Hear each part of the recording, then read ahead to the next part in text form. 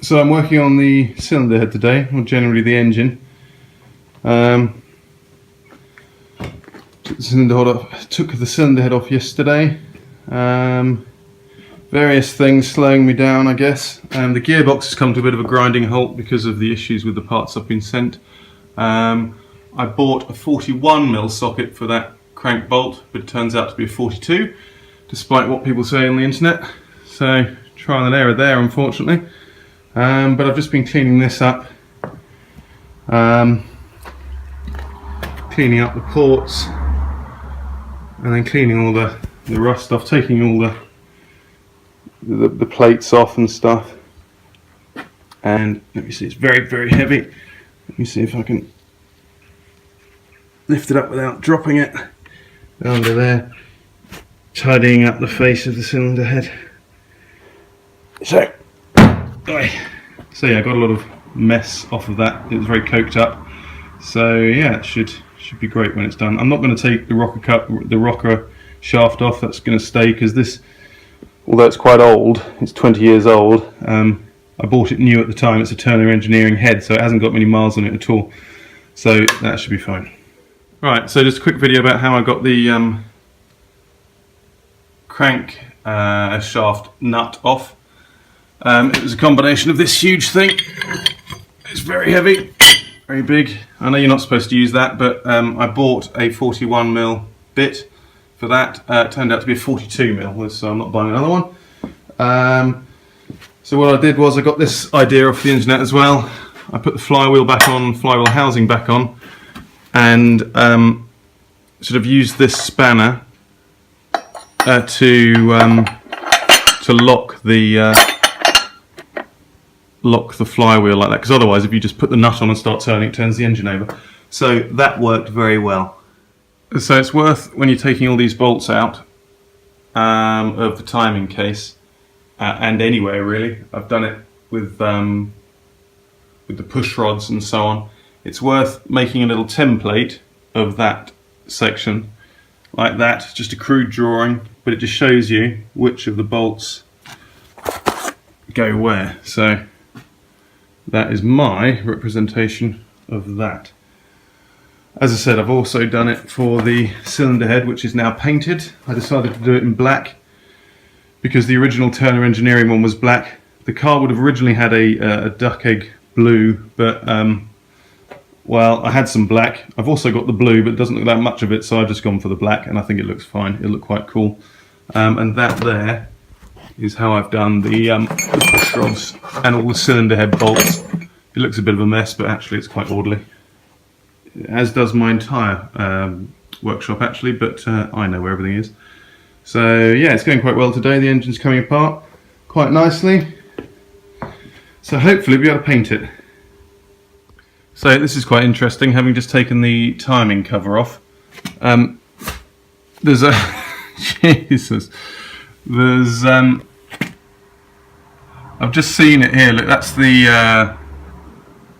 I can't remember what it's called. It's the oh, I can't remember. Anyway, but that is supposed to be bolted in, and I've just seen the bolt for it, which is there, wedged between.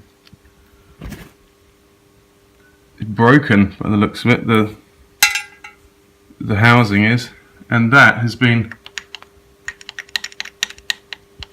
wobbling like that, which isn't very good. I mean, the tension of the chain seems all right, but I've got all the bits to change this anyway. But yeah, quite interesting what you find when you start taking things apart. Yeah, so it was a good time to repair that. I'd say those teeth there look actually in pretty good condition. I think those do too. You can see them there. Let's have a look at those. Maybe it was done again. You never know, it might have been done. But yeah, the chain doesn't look too bad. Looks in pretty good condition. But yeah, so there we are. Right, so I'm about to paint the engine. It's taken ages to get ready.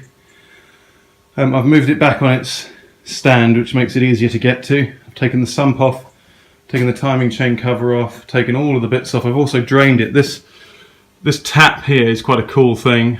It's got an opposite thread here. I actually took it off and all of the old coolant came out and brought a whole load of crap with it, you know, like bits of gunk and debris and stuff, and I poured 2 watering cans through, so that's well worth doing.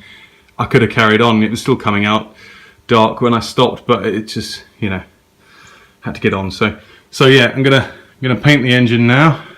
I've already done the cylinder head as I showed you before. Masked off all the important bits there.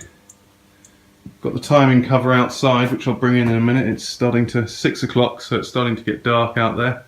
It's amazing how the time flies when I'm in here. It's just, I just don't understand it. It's just amazing how quickly the days go by. So anyway, I'm going to paint the engine now.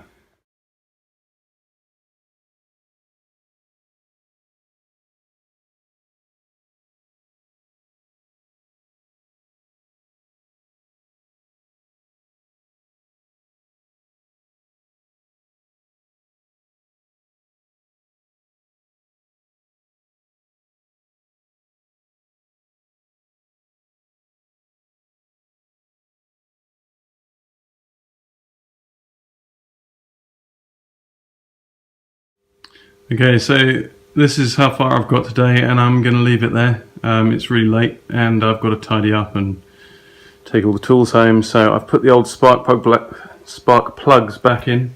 I've torqued up the cylinder head, so that's all back on and done. Got to fit all the parts, auxiliaries back, and I'm going to have to tape up all those holes as well, just so that air doesn't get in.